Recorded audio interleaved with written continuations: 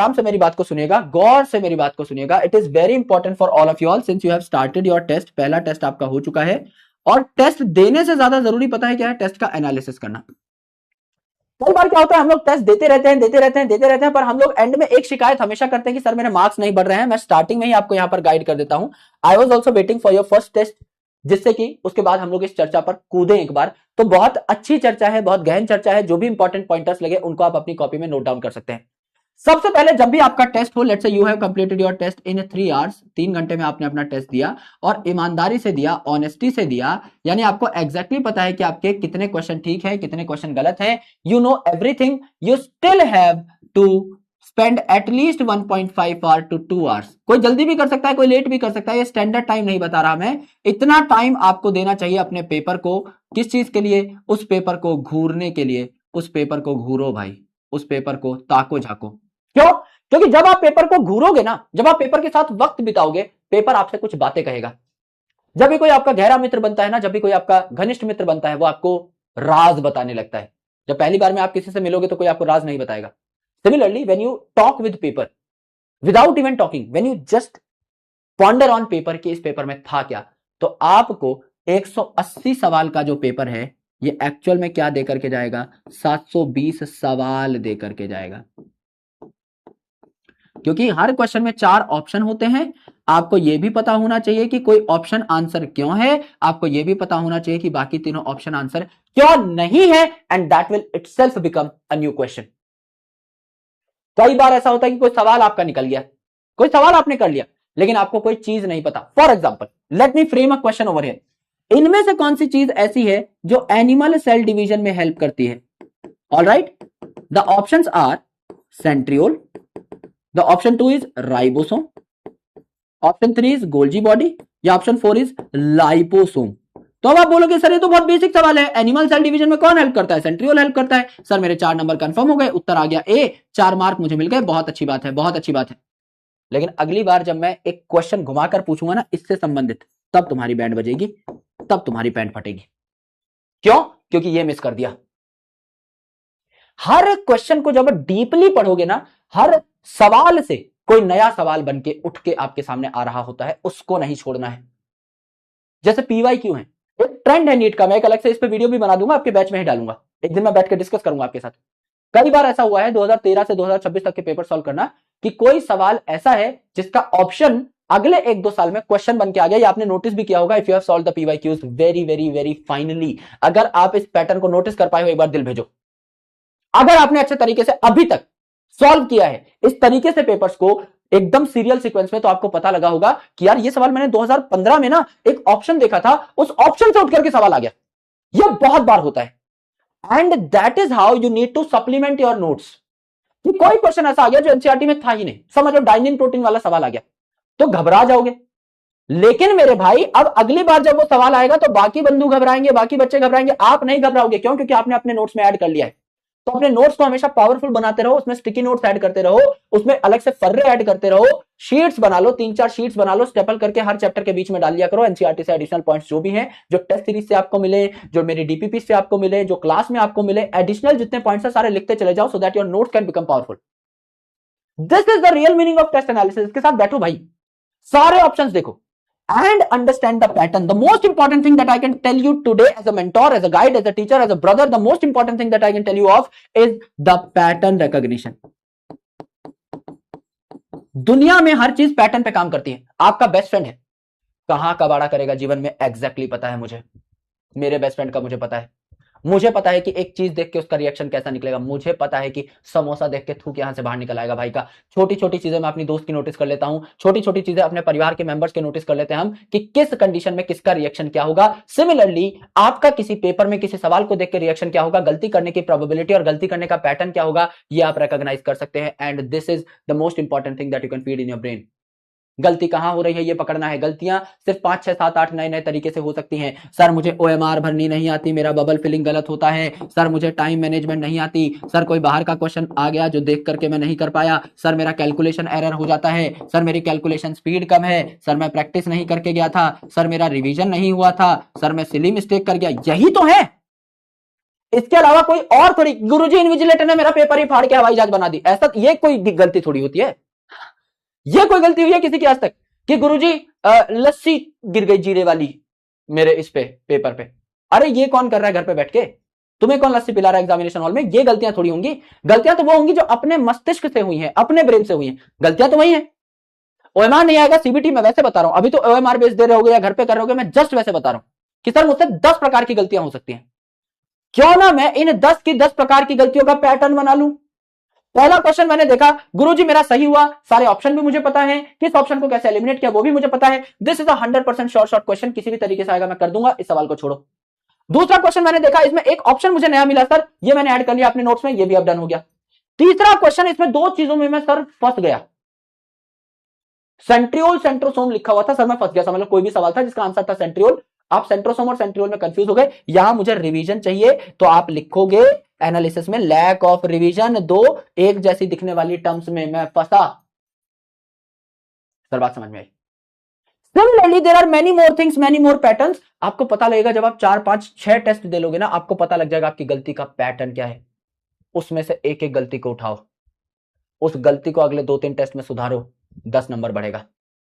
अगली गलती पकड़ो सुधारो, 10 नंबर बढ़ेगा। अगली गलती पकड़ो सुधारो, 10 नंबर बढ़ेगा। हर 2-2, 3-3 टेस्ट में एक एक गलती सुधारते जा रहे हो, 10-10 नंबर बढ़ते जा रहे हैं। एकदम से नंबर नहीं बढ़ते। आगे जब 20, 30, 40, 50 टेस्ट दोगे पेशेंस के साथ, एक अच्छे डिटर्मिनेशन के साथ, ग्रेजुअल ग्रोथ जब चाहोगे, तब नंबर बढ़ेंगे भाई। एक दिन में नहीं बढ़ते नंबर। यही सबसे बड़ी प्रॉब्लम है कि बच्चे बीच में ही टूट जाते हैं, बीच राह में ही टूट जाते हैं, क्योंकि उन्हें लगता है कि नंबर बढ़ाना तो एकदम बाएं हाथ का खेल है मेरे, मैं तो यूं चुटकी बजाऊंगा यूं नंबर बढ़ जाएंगे। ऐसा नहीं होता।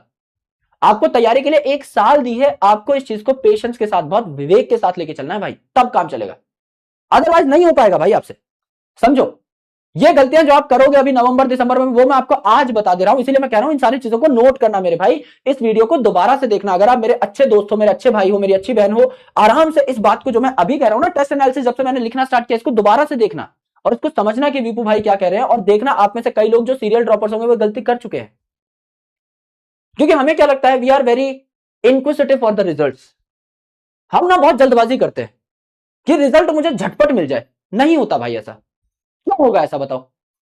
एक चीज जिसको टाइम लगता है, बिल गेट्स भाई अरबपति आदमी है भाई, जो कुदरत के नियम है वो तो उतना ही, अगर वो भी अपना बच्चा पैदा करेगा 9 महीने में ही कर पाएगा ना। कुदरत के नियम थोड़ी बदल जाएंगे, किसी के लिए कितना ही पैसा हो, कितना ही रिसोर्स हो, कुछ नहीं बदलता। If a thing takes that much time, it will definitely take that much time. This is a serial truth, इसको आप बदल ही नहीं सकते, कोई कहीं का इंसान आ जाए।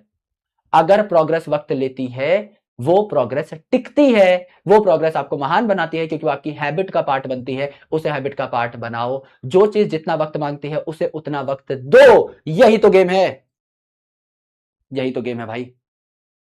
जो बीच में टूटा वो पहुंचा ही नहीं मंजिल तक, घर से भी निकल पड़ा, मंजिल पे भी नहीं पहुंचा, बीच में ही टंगा रह गया। अब घर भी उतनी ही दूर है, मंजिल भी उतनी दूर है, पर भाई को पता ही नहीं है कि मंजिल आखिर कितनी दूर है, इसीलिए उल्टे पांव भाग गया घर की तरफ। उतना ही इधर भागता तो खेल जीत जाता, पर एग्जैक्टली हमें पता ही नहीं है डायमेंशनली कि कौन सी चीज कितनी दूर है और हमारे लिए कितना बड़ा रिवॉर्ड इंतजार कर रहा है। इसलिए मैं बता रहा हूं, सारे काम हो जाते हैं, अच्छे से तैयारी हो जाती है, करनी है बस ईमानदारी से, टूटना नहीं है। मैं बता रहा हूं मंजिल कितनी दूर है, मैं एग्जैक्टली बता सकता हूं तुम्हारी मंजिल कितनी दूर है। तुम्हारी मंजिल मोटा मोटा मान के चलो, बहुत अच्छे तरीके से 50 टेस्ट दूर है। अगर आप इतनी देर का एनालिसिस कर लेते हो ना, 50 टेस्ट में अगर आप आज 550 पे बैठे हो, अगर आप 680, 690 नहीं मार रहे हुए, अगर ये मैंने जो बताया करने के बाद, तो भाई आके मेरा सर फाड़ देना तुम डंडे से, और बताओ। क्योंकि यही होता है, इसके अलावा कोई तरीका थोड़ी है।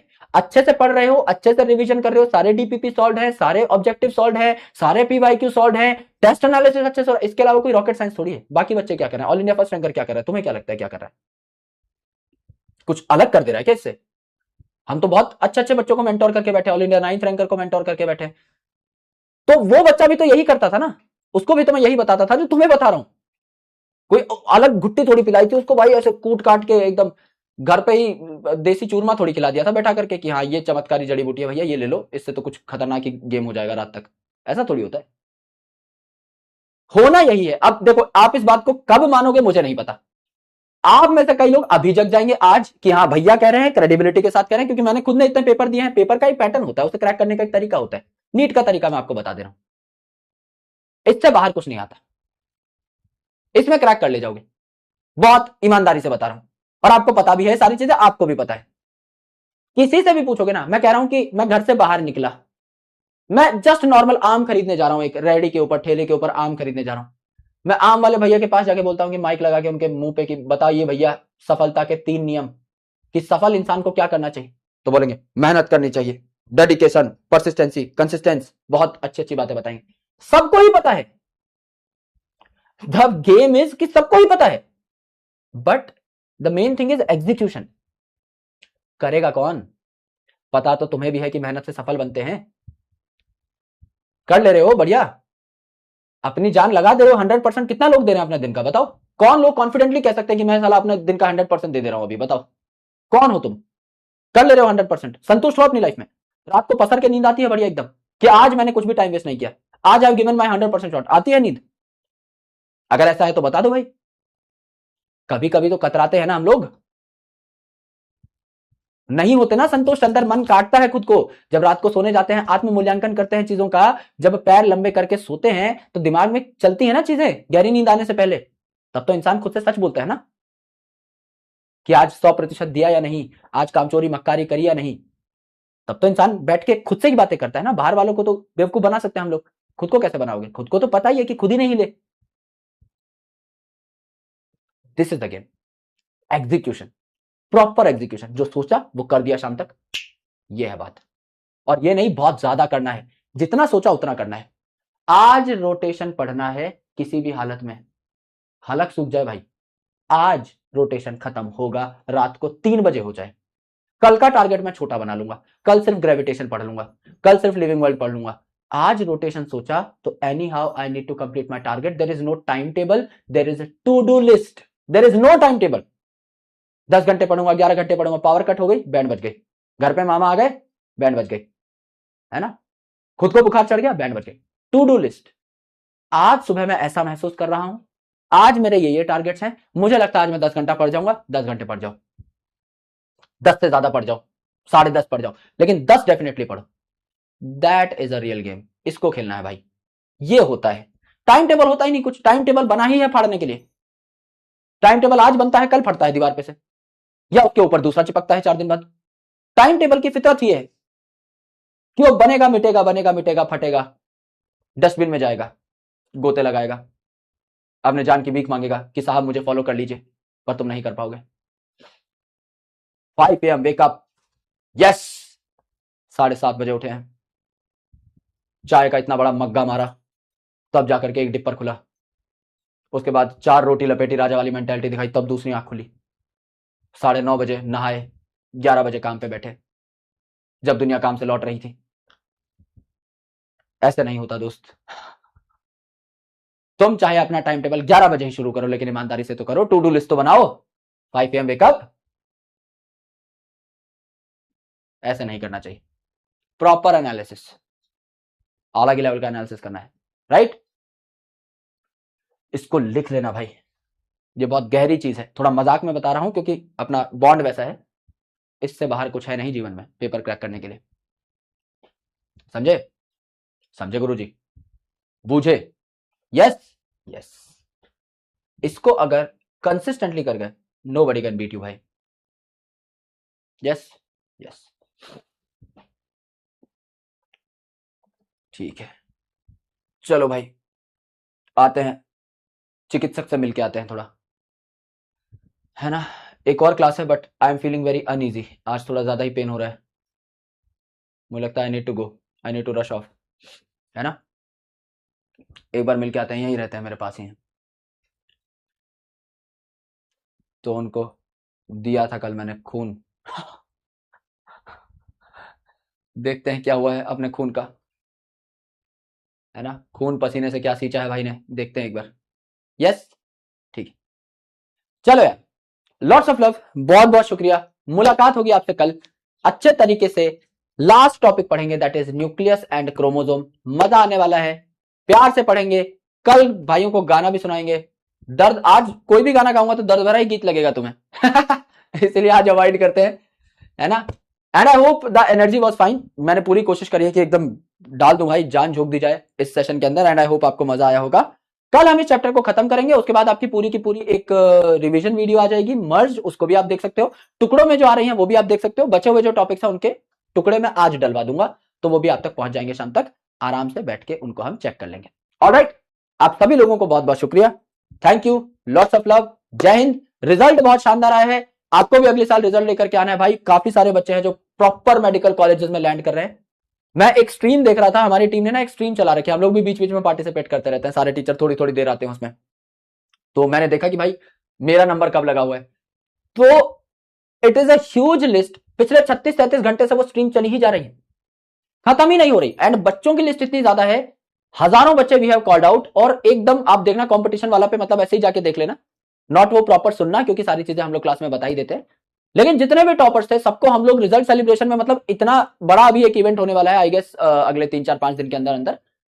तो बहुत ज्यादा स्टूडेंट्स जो है इस बार सिलेक्ट हुए। मास सिलेक्शन की अगर बात करें तो भाई खतरनाक, मतलब भारत के हर मेडिकल कॉलेज में बहुत सारे बच्चे देखने को मिलेंगे। It's not all about first rank, second rank, third rank. देखो भाई अच्छी बात है रैंक लाना, लेकिन हमसे जो बच्चा पढ़ता है ना, वो भाई हम चाहते हैं अपने ड्रीम मेडिकल कॉलेज में पहुंच जाए। एम्स ऋषिकेश पहुंचे, एम्स जोधपुर पहुंचे, एम्स दिल्ली पहुंचे, एमएमसी पहुंचे, वीएमएमसी पहुंचे, यूसीएमएस पहुंचे, अपने स्टेट के बेस्ट मेडिकल कॉलेज में पहुंचे। उस चीज की तैयारी करो बढ़िया तरीके से, अच्छे मेडिकल कॉलेज में जाओ, बढ़िया तरीके से एमबीबीएस क्रैक करो, पीजी करो, पोस्ट पीजी करो, बढ़िया तरीके से देश की सेवा करो, या जो भी करना है, जो भी आपका मोटो है। लेकिन उसके लिए पढ़ाई करनी बहुत जरूरी है। तो पढ़ाई करेंगे और अगले साल ताबड़तोड़ पार्टी करेंगे आपके साथ ही।